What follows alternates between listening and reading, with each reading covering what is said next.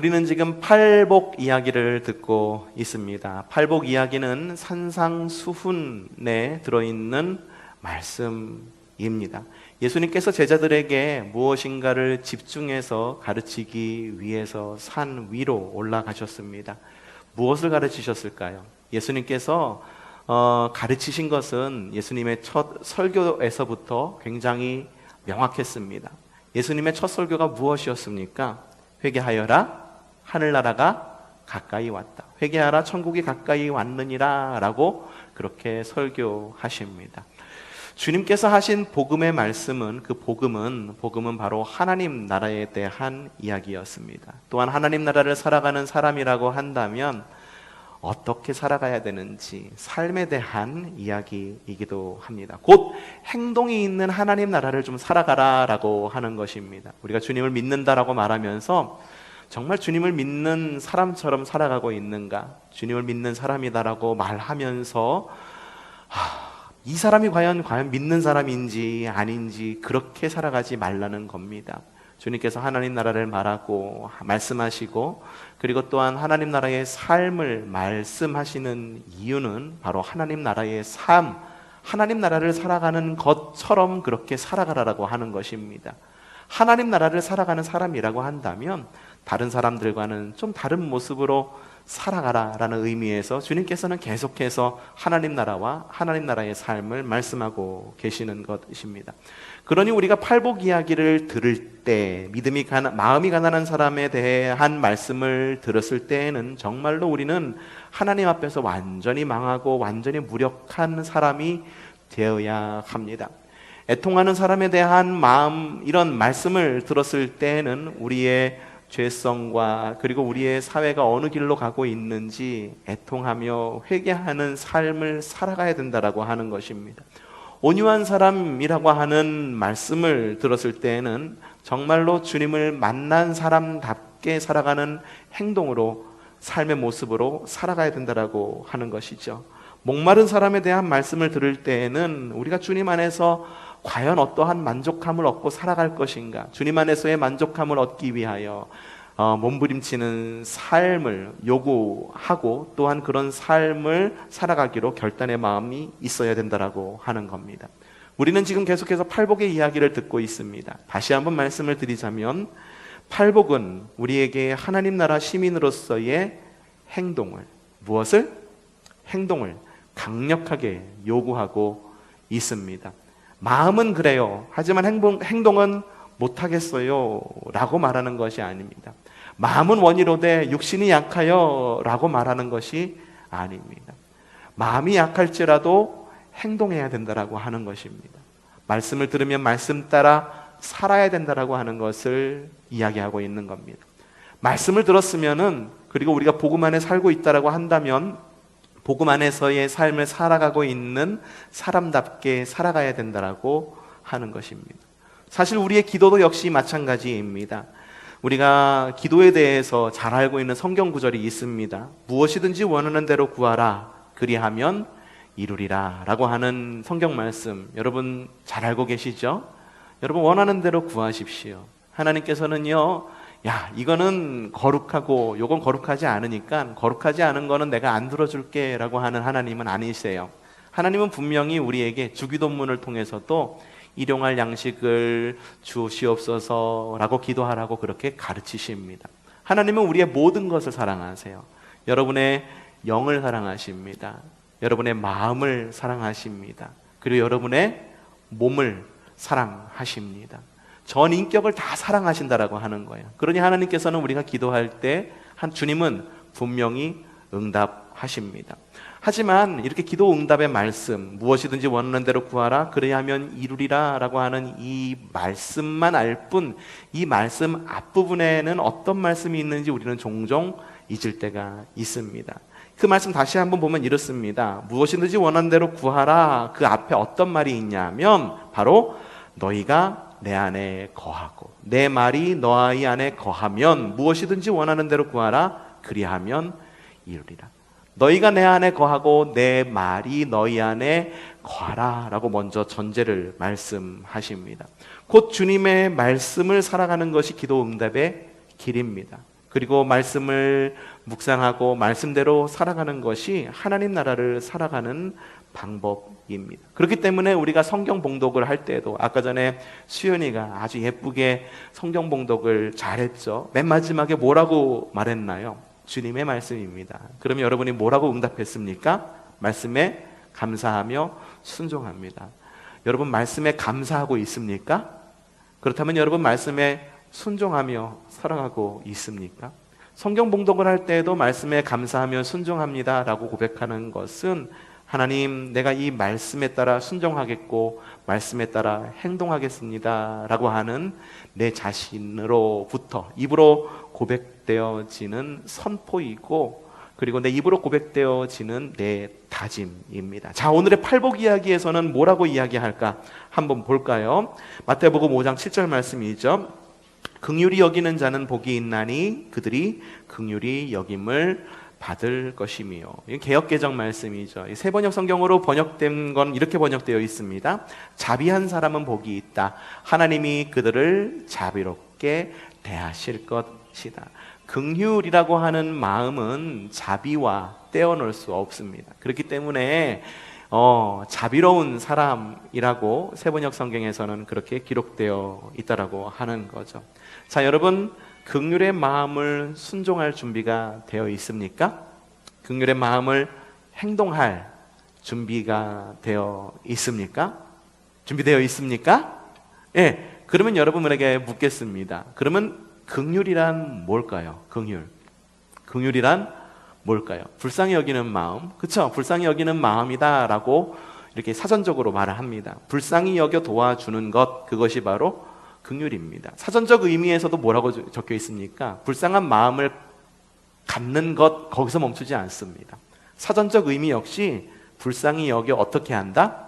도와주는 것까지 가는 것이 바로 긍휼의 마음이다라고 적혀 있죠. 성경에서 기독교 신앙에서의 긍휼의 의미는 뭔지 아십니까? 긍휼은 바로 하나님의 성품에서 시작되는 것입니다. 하나님의 은혜, 하나님의 자비, 이것이 바로 긍휼이다라고 하는 겁니다. 하나님은요, 우리에게 은혜와 자비를 베푸시는 좋으신 우리의 아버지이십니다. 은혜란 뭔지 아십니까? 은혜는요, 받을 만한 자격이 없는 자에게 베풀어 주시는 하나님의 넘치는 사랑을 말하는 것입니다. 받을 만한 자격이 없어요. 나에게는 받을 만한 자격, 나에게 정말 큰 무엇인가 받을 만한, 은혜를 받을 만한 자격이 없지만, 나에겐 큰 선물을 받을 만한 자격이 없지만, 그럼에도 부어주시는 하나님의 은혜가 바로 은혜입니다. 자비란 뭘까요? 자비는 내가 꼭 받아야 돼요. 하지만 받지 않게 해주는 게 자비입니다. 여러분, 꼭 받아야 되지만 받지 않아야 될 것들 여러 가지 있죠.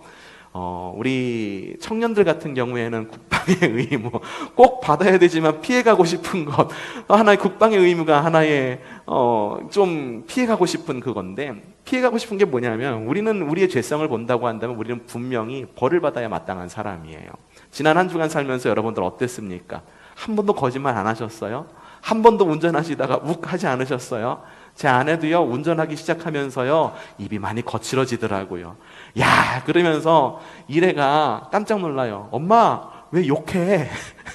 이래가 깜짝 놀랍니다. 우리 한 주를 살면서도 우리는 어쩌면 우리의 삶을 돌이켜 보면은 참 벌받을 만한 많은 짓을 하고 살아가고 있습니다. 자, 은혜라고 하는 걸 다시 설명하면 이겁니다. 이래가요, 학교에서 바이올린을 배우고 있어요. 우리 초성초등학교 굉장히 좋아요, 학교가. 그래서 저 어렸을 때 생각하면 학교에서 배운 악기는 멜로디온, 그리고 리코더, 그리고 트라이앵글, 탬버린, 캐스터네츠, 요 정도 배운 것 같아요. 좀 지나서는 단소도 배운 거를 볼 수 있었는데, 요즘은 방과 후 수업을 하면서 아이들에게 바이올린을 가르쳐 주더라고요. 근데 이래가 언제가 오더니만 저한테 얘기하는 거예요. 바이올린 사주세요 라고 이야기를 하는 거예요. 그래서 바이올린을 사줄까 말까 하는데, 제가 알고 있기로는 바이올린이 굉장히 비싸거든요. 수십만 원을 가는 걸 알고 있었어요. 근데 이래가 하루는 리코더를 사자고 악기사를 갔는데, 바이올린 가격을 가는 김에 물어보니까 그렇게 비싸지가 않더라고요. 물론 비싸긴 했지만, 리코더보다는 비싸기는 했지만 그래도 생각보다 많이 비싸지는 않더라고요. 그래서 이래한테 이야기를 했어요. 한번 네 용돈을 한번 모아봐. 이래가 받는 용돈이 있어요. 그래서 그 용돈을 받으면 거기서 꼭 10의 1조를 떼고, 그리고 나머지 돈으로 자기가 사 먹고 싶은 쪼꼬 애몽을 사 먹는다거나 막 그러는데, 얘가 독한 마음을 가진 거예요. 그래서 이 열흘마다 한 번씩 받는 이 용돈을 하나도 쓰지 않고, 요게 정말 독해요. 그래갖고선 다 차곡차곡 모으는 거예요.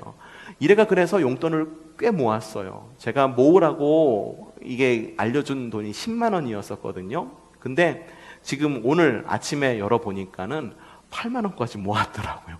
꽤 많이 모았어요. 여러분, 아이가요, 바이올린 사주세요 라고 말했어요. 근데 아빠가 얘기하죠. 용돈 한번 모아봐 라고 이야기를 합니다. 아이가 근데 용돈을 모아도 모일 기미가 안 보이는 거예요. 그럼 아빠는 바이올린을 안 사줄까요? 야, 네가 모은다고 그랬으니까 네가 모아봐. 근데 안 모았어? 절대 못 사줘. 아빠는 그럴까요? 아닙니다. 때가 되면은요, 아이가 돈을 모았건 안 모았건에 상관없이 아이에게 바이올린을 사줍니다. 이게 은혜예요. 뭐냐면 난 받을 자격이 없어. 분명히 아빠하고 약속한 거는 바이올린을 사기 위해서 내가 어느 정도 모으면은 사줄게라고 얘기했지만, 다 모으지 않아도 아빠는 그것을 사줍니다. 자비란 뭔지 아십니까?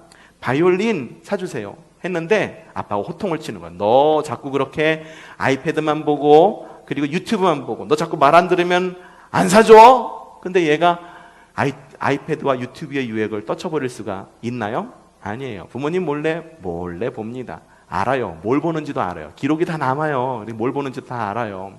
그러면 아이가 어느 순간 얘기하는 거야. 아빠, 나 거짓말로다가 아빠 나 유튜브도 안 봤고 그리고 아이패드도 안 했어. 근데 사줘. 아빠는 알고 있죠. 아이패드를 얼마나 봤는지, 유튜브를 얼마나 봤는지. 그러니까 아빠는 그럽니다. 너 약속 안 지켰으니까 안 사줘 라고 말하나요? 그렇게 말하지는 않습니다. 그 역시 때가 되면은요, 말을 잘 듣지 않아도 바이올린을 사줍니다. 그게 바로 자비라고 하는 것이지요. 은혜와 자비 모두 주님의 사랑의 성품의 근거입니다. 우리를 구원하신 이유도 역시 하나님께서 우리를 사랑하셨고, 하나님께서 우리에게 은혜를 베푸시기 원하셨고, 하나님께서 우리에게 자비를 베푸시기 원하셨기 때문에 우리를 구원하신 것입니다. 너무 유명한 말씀이죠. 요한복음 3장 16절 한번 외워볼까요? 하나님이 세상을 이처럼 사랑하사 독생자를 주셨으니 이는 그를 믿는 자마다 멸망하지 않고 영생을 얻게 하려 하심이니라. 여기에는 은혜와 자비 두 하나님의 성품이 모두가 다 들어가 있습니다. 은혜의 모습, 이게 뭐 어떤 거냐면은 하나님이 세상을 사랑해서 독생자를 주셨다라고 하는 것이 은혜입니다. 예수님이 이 땅 가운데 오신 것은 우리가 무엇인가를 잘했기 때문에 이 땅 가운데 오신 것이 아니에요. 사실은 우리가 잘 못했기 때문에 예수님께서 이 땅에 오신 거죠. 그렇기 때문에 하나님께서 우리를 사랑하셔서 독생자를 주셨다라고 하는 것이 바로 은혜의 모습입니다. 자비의 모습은 뭔지 아십니까? 믿는 자마다 멸망하지 않고 영생을 얻는다라고 하는 것이 바로 하나님의 자비의 모습입니다. 멸망치 않고 영생을 얻게 하는 것, 그것이 바로 주님의 자비의 모습이다라고 하는 거죠.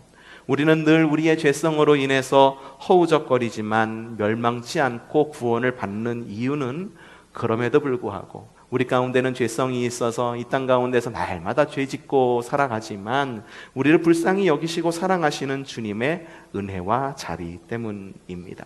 하나님은 그럼에도 불구하고 우리를 사랑하십니다. 그럼에도 불구하고 최 목사를 사랑합니다. 그럼에도 불구하고 장로님과 권사님과 집사님과 청년, 성도 여러분 모두를 사랑하십니다. 그러므로 긍휼히 여긴다라고 하는 건 뭔지 아십니까? 그럼에도 불구하고 불쌍히 여기는 겁니다. 그럼에도 불구하고 그러는 건 뭐냐 하면은 받을 만한 자격이 있기 때문에, 긍휼히 여길 만한 자격이 있기 때문에 긍휼히 여기는 것이 아니라 긍휼히 여길 만한 자격이 없어도 긍휼히 여기는 겁니다. 불쌍히 여겨서 도와주는 것, 그것이 바로 긍휼히 여기는 것이다라고 하는 거죠. 성경 안에는요, 그럼에도 불구하고 용서하신 이야기, 그럼에도 불구하고 사랑하신 주님의 이야기들이 몇 개 있습니다. 두 개를 볼 텐데요. 첫 번째는요, 음행한 여인을 용서하신 주님의 모습이죠. 함께 성경을 한번 좀 읽어볼게요. 좀 깁니다. 요한복음 8장 3절부터 11절 말씀인데 세번역 성경인데 한번 길더라도 우리 한 목소리로 좀 읽어보도록 하겠습니다. 자, 시작.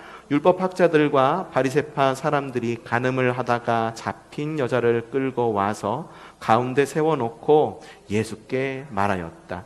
선생님, 이 여자가 간음을 하다가 현장에서 잡혔습니다. 모세의 율법에 이런 여자들을 돌로 쳐 죽이라고 우리에게 명령하였습니다. 그런데 선생님은 뭐라고 하시겠습니까?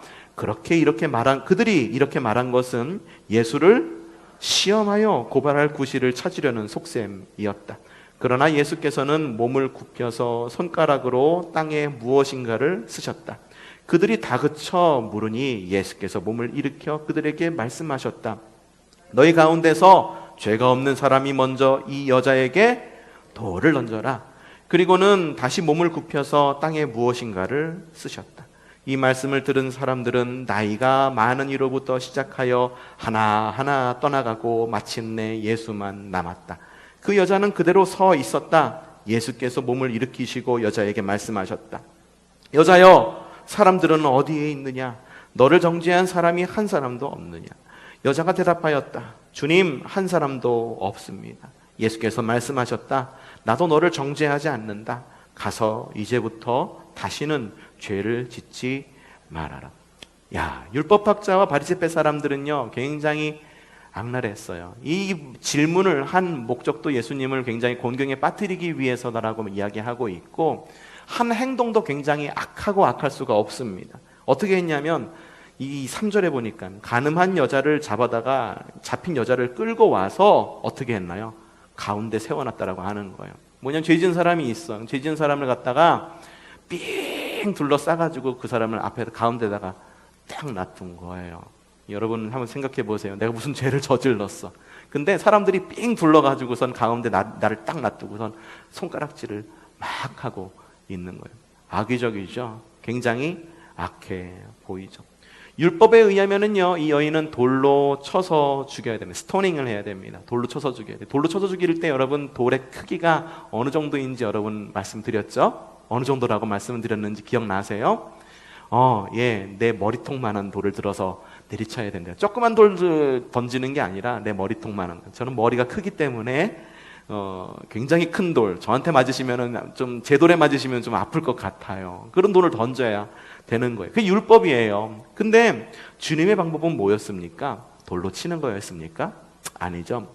죄 없는 자가 돌로 쳐라. 나도 너를 정죄하지 않으니 다시는 죄를 범하지 말아라 라고 주님께서는 말씀하십니다. 주님이 여인을 용서하신 이유는 여인이 무죄였기 때문에 용서했을까요? 무죄였기 때문에 용서하셨을까요? 글쎄요. 여인은요, 분명히 유죄였습니다. 그 당시 법이 그랬어요. 유죄였어요. 아니면은 주님이 여인을 용서하신 이유는 다른 여인들보다도 더 아름답게 생겼기 때문에 여인을 용서하셨을까요?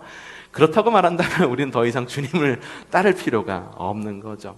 여러분, 주님께서 그 여인을 용서하신 이유는 뭐냐 하면 우리 모두가 다 죄인이기 때문입니다. 그렇기 때문에 주님께서는 죄 없는 자가 돌로 쳐라라고 말씀하신 거예요. 주님은요, 마태복음 5장 17절에 율법의 완성자라고 말씀하고 계십니다. 주님께서는 율법을 완성하기 위해 이 땅 가운데 오셨습니다. 그러니 율법이 아무리 말한다 할지라도 율법의 완성자이신 주님께서 그럼에도 불구하고 그녀를 불쌍히 여기시고 여인을 구원하신 것입니다. 그리고 또한 우리를 구원하신 것입니다. 성경에 또 다른 그럼에도 불구하고 용서하신 주님의 이야기가 또 있습니다. 여러분, 탕자의 이야기 잘 알고 계실 거예요. 사실은 이 탕자의 이야기는 탕자의 이야기라기보다도 그를 용서한 아버지, 선하신 아버지의 이야기입니다. 그 이야기도 깁니다. 누가복음 15장 11절부터 24절 말씀인데요. 길지만 이 말씀 역시 우리 한번 한 목소리로 좀 읽어봤으면 좋겠어요. 읽어보죠. 자, 시작. 예수께서 말씀하셨다. 어떤 사람에게 아들이 둘 있었는데 작은 아들이 아버지에게 말하기를, 아버지, 재산 가운데서 내게 돌아올 몫을 내게 주십시오 하였다. 그래서 아버지는 살림을 누구에게? 두 아들. 저는 이거 읽으면서 저는 좀 깜짝 놀랐어요. 늘 개역개정만을 읽다가 새 번역을 읽었는데 아버지가 재산 분배해 준 게 작은 아들에게만 해준 게 아니라 큰 아들, 작은 아들 모두에게 분배해 주신 거예요. 자, 두 아들에게 나누어 주었다. 며칠 뒤에 작은 아들은 제 것을 다 챙겨서 먼 지방으로 가서 거기서 방탕하게 살면서 그 재산을 낭비하였다. 그가 모든 것을 탕진했을 때에 그 지방에 크게 흉년이 들어서 그는 아주 궁핍하게 되었다. 그래서 그는 그 지방의 주민 가운데 한 사람을 찾아가 몸을 의탁하였다. 그 사람은 그를 들러 보내서 무엇을? 돼지를 치게 하였다. 돼지는 부정한 동물입니다. 유대인들에게는 가까이 하실 수 없는 동물. 그만큼 이 사람의 처지가 굉장히 바닥까지 내려갔다라고 하는 것이 돼지라는 말이에요. 그는 돼지가 먹는 쥐염 열매라도 좀 먹고 배를 채우고 싶은 심정이었으나 그에게 먹을 것을 주는 사람이 아무도 없었다. 그제서야 그는 제정신이 들어서 이렇게 말하였다. 내 아버지의 그 많은 품꾼들에게는 먹을 것이 남아도는데 나는 여기서 굶어 죽는구나. 내가 일어나 아버지에게 돌아가서 이렇게 말씀드려야겠다. 아버지, 내가 하늘과 아버지 앞에 죄를 지었습니다. 나는 더 이상 아버지의 아들이라고 불릴 자격이 없으니 나를 품꾼의 하나로 삼아 주십시오. 그는 일어나 아버지에게로 갔다.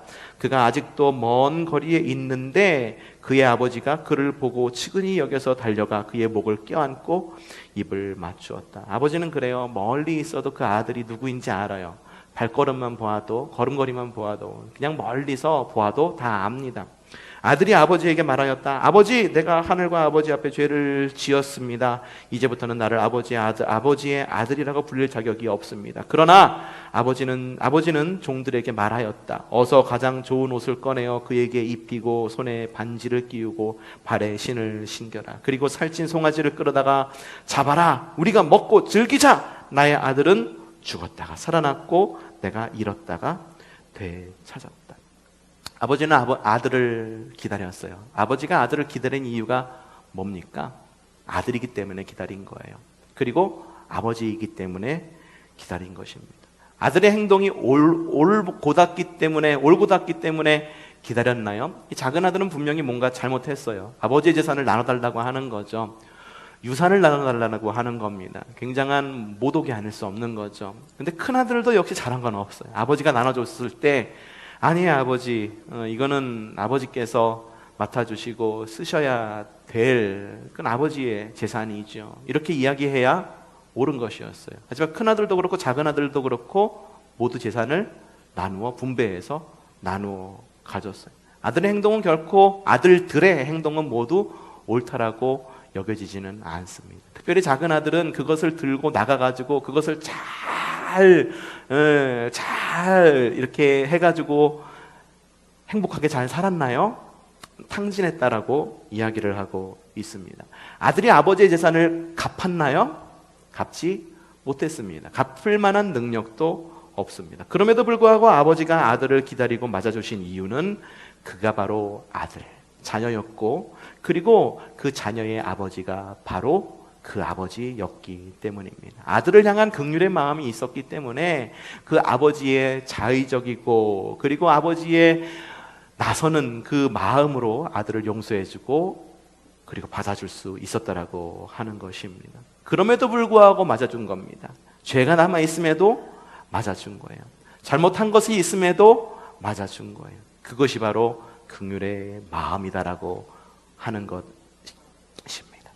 팔복 이야기는요, 우리가 하나님 나라를 살아갈 때 주님의 말씀에 감사와 순종을 그리고 하나님 나라의 시민으로서의 행동을 강력하게 요구합니다. 옛날에 그것이 있었어요. 옛날에는 그 웅변하는 게 있었죠. 그래서 있었죠. 그래서 이게 저도 웅변 학원을 좀 다녔었어요. 어렸을 때 그 발표력이 부족하다라고 이야기를 해가지고 웅변 학원을 갔는데 가서 한 일이 뭐였었냐 하면은 그 동요를 적어놨어요.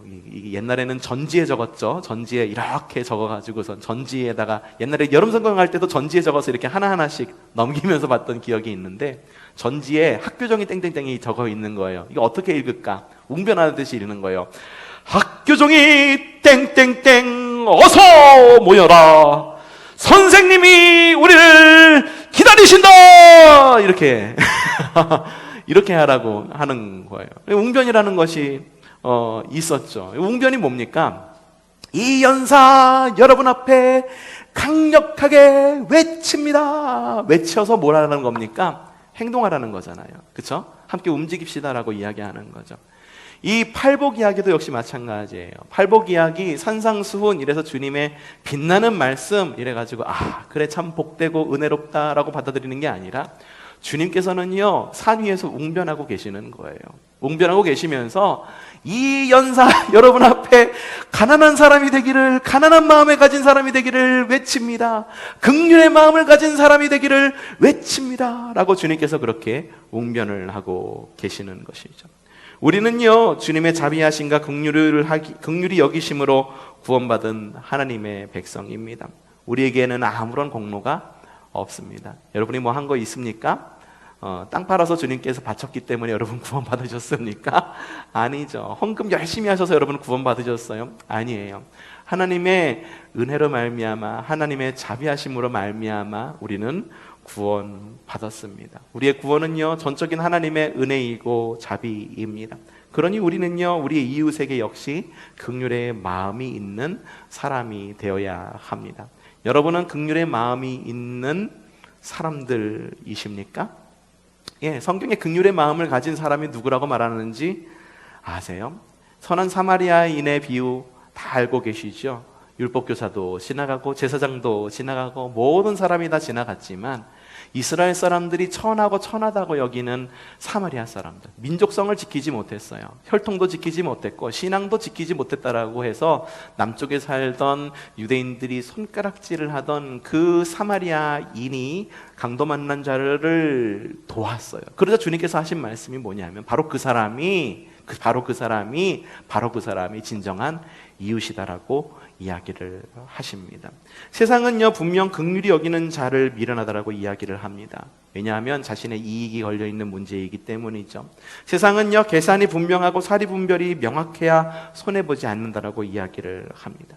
그리고 성공을 하려면 긍휼함보다도 명확한 상황 판단이 앞서야 된다라고 이야기를 합니다. 그리고요 몇 번 긍휼의 마음을 가졌다가 한 번씩 뒤통수 맞으면은 내가 이렇게 긍휼의 마음을 가지고 살아야 돼라고 하는 그런 마음이 생기기도 합니다. 주님께서는 그러한 우리의 마음을 모르셨을까요? 다 아셨어요. 정말 내가 몰랐네. 미안해.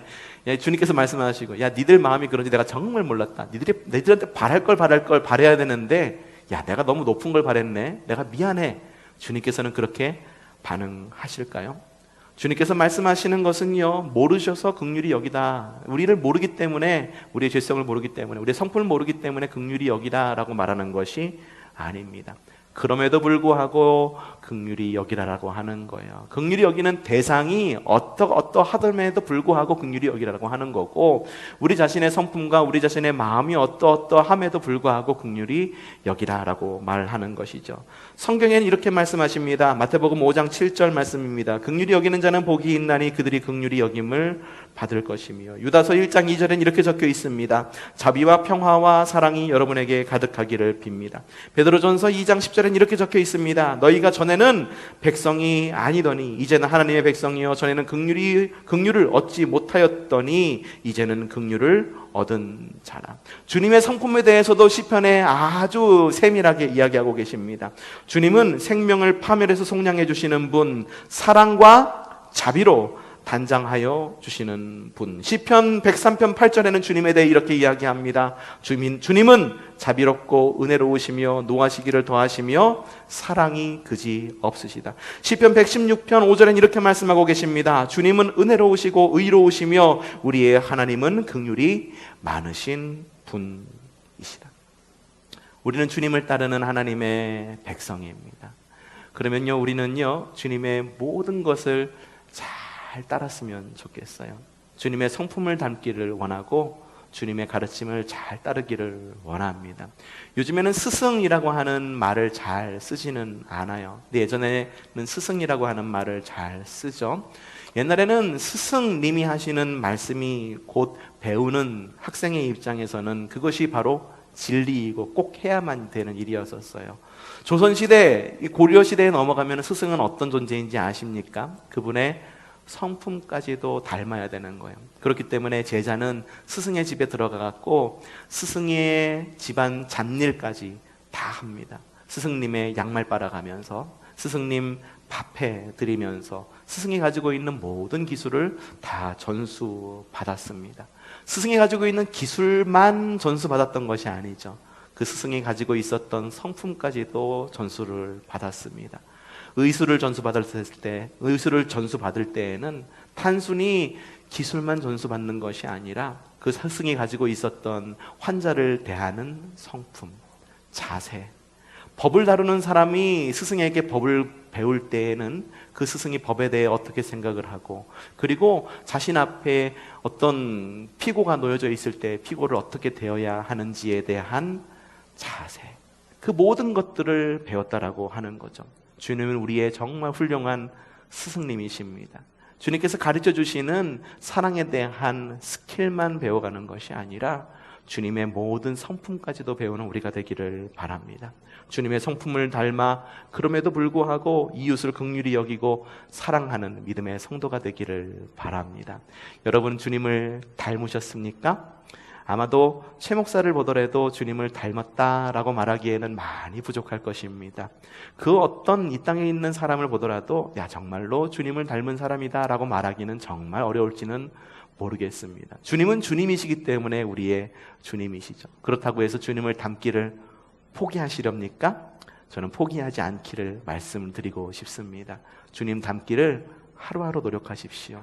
오늘의 긍휼이 안 되면 긍휼의 마음을 내일도 노력해 보시고, 오늘의 사랑이 안 되면 내일은 분명히 사랑해야겠다, 사랑의 마음을 갖고 살아야겠다라고 그 마음을 붙들고, 그 마음 가운데 사랑의 마음, 자비의 마음, 구원의 마음, 긍휼의 마음을 갖고 이 땅 가운데에서 승리하며 살아가는 하나님 나라를 행동으로 살아갈 수 있는 저와 여러분이 되기를 주님의 이름으로 축복합니다.